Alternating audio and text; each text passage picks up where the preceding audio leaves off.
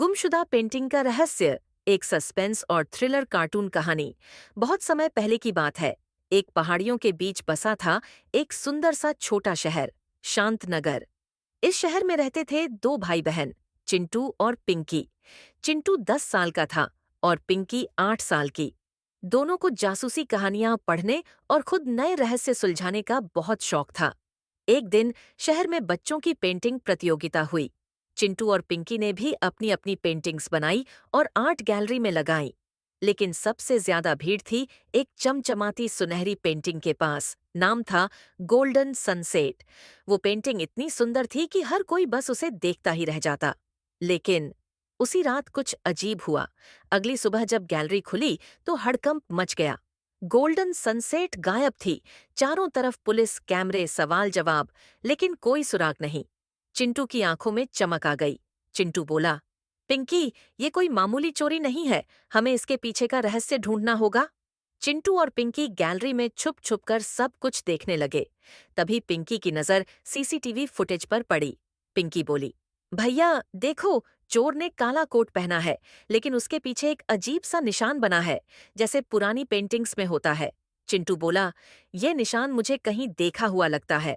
अरे हाँ, वही पुरानी हवेली जो शहर के बाहर जंगल के पास है। रहस्यमयी हवेली। अगली शाम दोनों भाई बहन टॉर्च लेकर उस पुरानी हवेली की तरफ निकले। हवेली खंडहर जैसी थी। दरवाजे चिड़चिड़ा रहे थे, खिड़कियां हिल रही थीं और अंधेरे में चमकती लाल आंखें दिख रही थीं। अंदर पहुंचते ही उन्हें मिली पुरानी दीवारों पर वही निशान जो उन्होंने सीसीटीवी में देखा था। तभी एक भारी आवाज आई, कौन है वहां? एक बूढ़ा आदमी प्रकट हुआ, लंबी दाढ़ी, भूरी टोपी और एक छड़ी के सहारे चलता हुआ। बूढ़ा बोला, तुम बच्चों को यहाँ नहीं आना चाहिए था। ये जगह तुम्हारे लिए नहीं है। पिंकी बोली, क्या आपने वो सुनहरी पेंटिंग चुराई है? बूढ़ा हंस पड़ा। वो मेरी थी। सालों पहले वो मुझसे छीनी गई थी। अब मैंने बस उसे वापस लिया है। चिंटू ने चुपके से अपने फोन से इंस्पेक्टर ठाकुर को लोकेशन भेज दी। कुछ ही देर में पुलिस आ गई और बूढ़े को पकड़ लिया। जांच में पता चला कि वह आदमी पहले एक आर्ट गैलरी में काम करता था और गोल्डन सनसेट उसकी बनाई हुई पेंटिंग थी, लेकिन किसी और ने उसका नाम लिखवा लिया था। बूढ़ा वर्षों बाद बदला लेने वापस आया। इंस्पेक्टर ठाकुर ने बच्चों की खूब तारीफ की।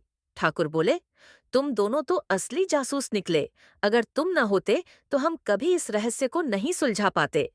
अंत में पेंटिंग वापस गैलरी में रख दी गई और बच्चों की बनाई पेंटिंग को भी खूब सराहा गया।